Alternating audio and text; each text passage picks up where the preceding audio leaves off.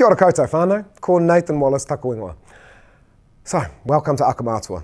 The whole idea of this project is acknowledging that you're a busy parent, you don't have much time, but you want to stay up to date with the latest research, the latest findings about brain development, so that you can help your baby reach their full potential.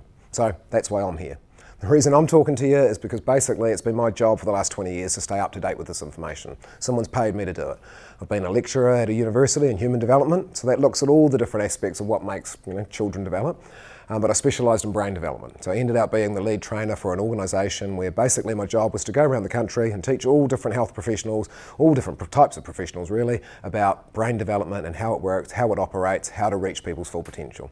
That can be everything from youth court judges to police officers to crusaders, rugby players.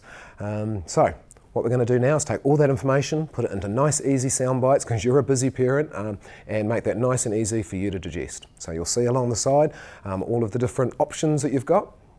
Whenever you've got the time, jump into one of those. You need to know about sleep, go to the sleep app. Looking forward to the journey, everybody. Kia ora koutou katoa.